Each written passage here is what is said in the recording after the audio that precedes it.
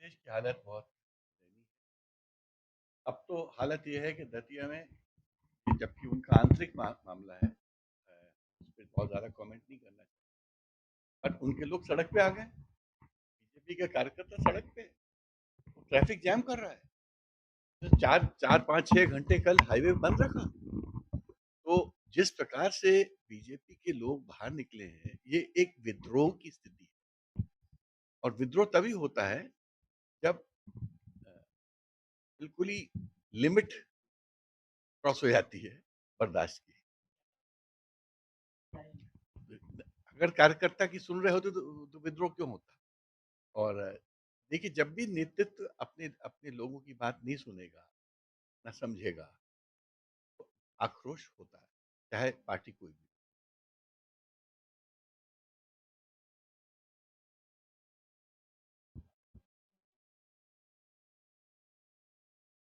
देखिए, डेवलपमेंट सरकारें करती हैं, सरकार के माध्यम से होता है। हम तो विपक्ष के हैं, हम तो खाली मुद्दे उठा सकते हैं। और हो सकता है कि अगर वो पॉजिटिव सोच रहे, हम उनकी मदद भी कर सकते हैं। क्योंकि हो सकता है कि जो मेरे संपर्क हैं इंडस्ट्रियल वर्ल्ड में, इनमें से कई लोगों के नहीं होंगे। तो मैं तैयार हूँ, इवन एज ए विपक्ष का एमपी, अगर सरकार कॉन्फिडेंस मिले, हम लोग सरकार के साथ मिलके बहुत कुछ यहाँ पर लाने की। तो देखिए, मैं सांसद हूँ या मैं जनप्रतिनिधि हूँ, एक पार्टी में जरूर हूँ और पार्टी से बंधा भी हूँ, मगर मैं जनप्रतिनिधि एक क्षेत्र का हूँ। मेरे लिए वो क्षेत्र जो होता है ज्यादा इंपॉर्टेंट है। मेरे लिए पार्टी जो होती है, सेवा का माध्यम होती है। तो मैंने कभी इस बात पे, मैं हिचकता नहीं हूँ बोलने में, कि देखिए, मैं जिस क्षेत्र से हूँ, ईस्ट मध्य प्रदेश, इसमें मैं महाकौशल, विंध्य और बुंदेलखंड, बघेलखंड सब मैं शूट करता हूँ। हम लोग पिछड़ गए हैं, और जो पूरा प्रोग्रेस है वो वेस्ट वेस्ट में हो रही है। ऐसा क्यों, इम्बैलेंस क्यों होने दिया जा रहा है? जो जो नेतृत्व भी है, वो वेस्ट में रहता है, ईस्ट में नहीं रहता है। ईस्ट में कमलनाथ जी 18 महीने के लिए आए थे, 16 15 16 महीने के लिए चले गए। पूरा आप देखो, नेतृत्व भी वेस्ट में होता है। तो ये जो वेस्ट का जो डोमिनेशन है या डोमिनेंस है, इसका मैं विरोधी हूँ। क्योंकि जब मुझे ये बोला गया कि टेस्ट मैच मध्य प्रदेश में खाली 2 सेंटर्स में हो सकते हैं, अब वो सेंटर एक है इंदौर और दूसरा है ग्वालियर। तो मैंने उन लोगों से पूछा, मैंने कहा इसका मतलब जबलपुर को कभी टेस्ट मैच का मौका नहीं मिलेगा? जिससे नहीं नहीं मिलेगा, क्योंकि अभी जो बीसीसीआई की जो नीति है, फिर टेस्ट मैच खाली 2 सेंटर्स में हो सकते हैं। हमने कहा ठीक है, अगर आप मौका नहीं दोगे तो फिर हम नए स्टेट की बात करेंगे, वहां हमको मौका मिलेगा। नए स्टेट्स इसी तरह बनते हैं, जब आप किसी स्टेट को रोकते हो, कहीं किसी रीजन को रोकते हो। मुझे आज भी याद है, छत्तीसगढ़ खाली हाईकोर्ट की बेंच मांग रहा था, और हम लोग विरोध कर रहे थे। हम लोग नहीं चाहते थे कि हाईकोर्ट का विखंडन हो। उन्होंने कभी स्टेट नहीं मांगी थी, बट हाईकोर्ट के की मांग को मांगते मांगते उनको एक स्टेट मिल गई। तो आप जब भी, जो लोगों की जो महत्वाकांक्षाएं होती हैं या सपने होते हैं, उस रीजन के सपनों को अगर आप रोकोगे या उसके साथ भेदभाव करोगे, तो वो रीजन रिएक्ट करता है। आज ईस्ट मध्य प्रदेश रिएक्ट कर रहा है कि हम वेस्ट मध्य प्रदेश के जैसा प्रोग्रेस चाहते हैं। हम पिछड़ने को तैयार नहीं है। हम नहीं चाहते कि हमारे बच्चे बाहर जाके पढ़ें।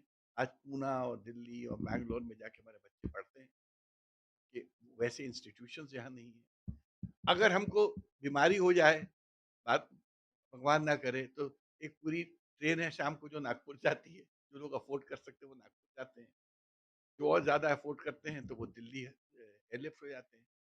तो जो चाहे हेल्थ हो, चाहे एजुकेशन हो, चाहे नौकरियां हो, आप पढ़ लिख लो, चलो बाहर से बहुत अच्छी डिग्री लेके आ जाओ। उसके बाद उस डिग्री को लाके यहाँ करोगे क्या? या नौकरी कौन सी है? कौन सी इंडस्ट्री आ रही है? कौन सा एम्प्लॉयमेंट आ रहा है? या एम्प्लॉयमेंट जनरेशन नहीं हो पा रहा है। माइंस हमारे यहाँ है, मगर माइंस से जो बेनिफिट मिलता है, वो बेनिफिट ईस्ट मध्य प्रदेश को नहीं है। कोल का भंडारा आपके यहाँ है, आयरन ओर का भंडारा आपके यहाँ है, और तमाम लाइमस्टोन का भंडारा आपके यहाँ है, कुछ फैक्ट्रीज आ गई हैं सीमेंट फैक्ट्री। तो बहुत सारे इश्यूज हैं जो वेस्ट मध्य प्रदेश संतुलित वे में समझ नहीं पा रहा है। और ईस्ट मध्य प्रदेश से एक प्रकार से लीडरशिप डोमिनेंस भी एक प्रकार से ले ली गई।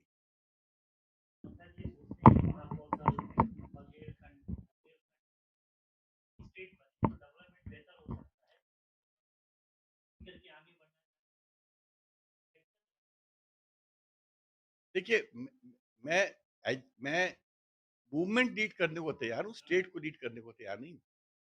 मूवमेंट लीड इसलिए कर सकता हूँ क्योंकि I am a man of ideas. जिस आदमी के पास आइडिया होता है वो आइडियाज देता है लोगों को। गांधी जी ने एक आपको आइडिया दिया था स्वतंत्रता स्वराज का। गांधी जी प्राइम मिनिस्टर तो नहीं बने थे। तो प्राइम मिनिस्टर बनना, चीफ मिनिस्टर बनना is not the objective. Objective is कि हमको किस दिशा में आगे बढ़ना है। हमारे इस एरिया को अगर बढ़ना है कि नहीं बढ़ना है, पहली बात तो आपको डिसाइड करना पड़ेगा। और ये बढ़ना है कि नहीं बढ़ना है, ये भी डिसीजन पब्लिक का होता है। हम तो खाली आइडिया दे सकते हैं। आपको आइडिया पसंद है तो आप जुड़े, नहीं पसंद है तो ठीक है। Mister Tankha is a very happy man. उसकी अच्छी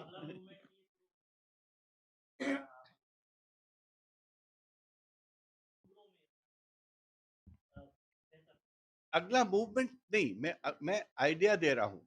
मूवमेंट तो पब्लिक को स्टार्ट करना पड़ता है और पब्लिक स्टार्ट करेगी, उस मूवमेंट का पार्ट मैं भी रहूंगा। क्यों नहीं रहूंगा?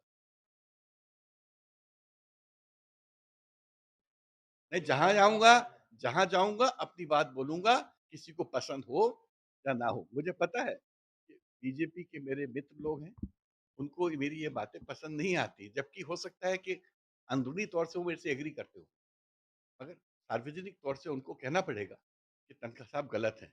पर तनखा साहब गलत किस बात पे हैं? क्या आप ईस्ट मध्य प्रदेश में के साथ जो हो रहा है वो गलत नहीं है क्या? क्या हमको हमारा ड्यू मिल रहा है क्या? क्या हमारे साथ जस्टिस हो रहा है क्या? अगर मैं ये बोल रहा हूँ तो क्या गलत बोल रहा हूँ? मैं तो सबके लिए बोल रहा हूँ। मैं तो एक जैसे कोर्ट में खड़े होके हम लोग पैरवी करते हैं पब्लिक इंटरेस्ट लिटिगेशन, हम सबकी पैरवी करते हैं।